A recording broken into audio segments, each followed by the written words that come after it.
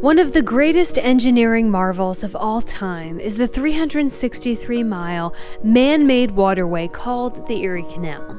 We stand at one of its most remarkable spans, and not to minimize all that profound history, we will get to it, but the Bay Bus is parked in Lockport, New York for a far creepier side of the canal that's carved deep into the underbelly of the city.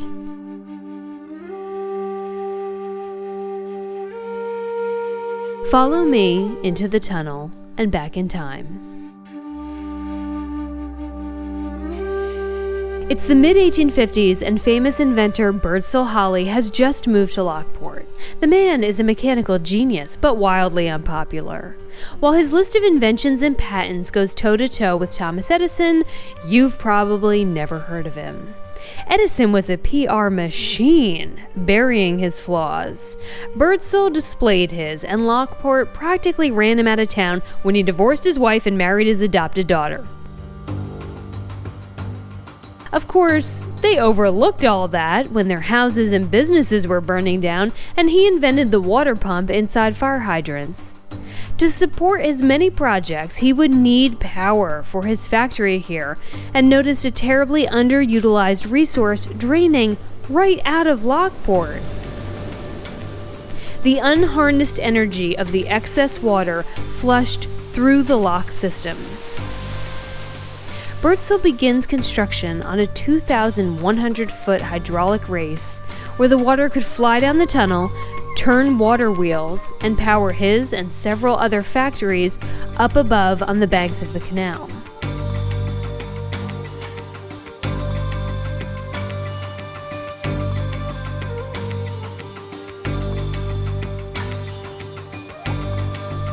Workers used rudimentary tools to bore through the stone. Progress was measured in inches and sped up only by the use of young boys called powder monkeys. Smaller, faster, able to run in with the dynamite and out before the blast got them, hopefully. There was only one recorded death in the building of the cave system. Of course, the operative word there is what? Recorded. They didn't have OSHA back then. People could disappear right off the job site. Nobody's counting. Well, what I learned was that the labor of choice amongst those powder monkeys were orphans. So if they didn't make it back to the orphanage that night, that was just one less mouth to feed at the orphanage, because nobody was doing head count when they arrived and when they left, and nobody was checking the registers at the orphanage. As the factories up above either burned down or went out of business, the Lockport Tunnel was closed and completely forgotten about. Decades later, the city happily sold it for $1 to transfer the liability of such a dark, dangerous place out of its legal responsibility. Today, you can crawl around inside it with the help of a local guide who you will absolutely want close at hand because it's totally creepy down here without her lights, and yes, allegedly haunted, and you will also need her boat. An underground boat ride through a haunted historic tunnel, and right now you are wondering how you've never heard of Lockport. These are the treasures of small-town America. Back out in the sunshine, you can explore the industrial ruins along the canal. My favorite, the 1940s train station. Gutted by a fire, it has sat in ruins. It's also for sale for a cool $300,000 because clearly the owner doesn't know how math works, which is why it's still for sale. Lockport's train system holds one of the town's many quirks, like the upside-down railroad bridge. Local legend is that the truss was designed to limit boat height on the canal, thereby keeping the trains in business. Locals who don't believe in local legends say it was simply a cheaper design. You decide. On the other side of the tracks are a menagerie of other factory ruins that you can also run around in, where, I'll just say it, you'll probably meet some of the more colorful characters of Lockport. My little adventure just got cut short because up here on the embankment there are officers and a canine unit looking for a guy who's bald, walking with a cane, and threatening to hang himself out somewhere here with a rope. So I'm not trying to stumble upon that in my little adventure, and I'm also not trying to get in their way. I had been somewhat warned about Lockport. Neighboring communities call it a dangerous and seedy place. After 2 days here, I figured out the stigma. Unlike a lot of other cities that isolate or deliberately displace public housing, halfway houses, treatment centers, all to the outskirts, Lockport has brought them right into the heart of downtown. So there are a lot of different people walking around. And how people feel about that depends on which side of the equation you stand on, but it's a reputation that lifelong residents think is overblown. It is pretty funny. In a way that we laugh, in a way that we embrace it. We want to take that mold of what people see Lockport as maybe not this place that they necessarily want to go, and turn it into this beautiful, bustling economy with community members that support each other, businesses that work hand in hand with each other, restaurants that love each other and don't kind of fight against each other. All the way down to, you walk around and you'll see people waving to each other, everybody's family, even if they're not related.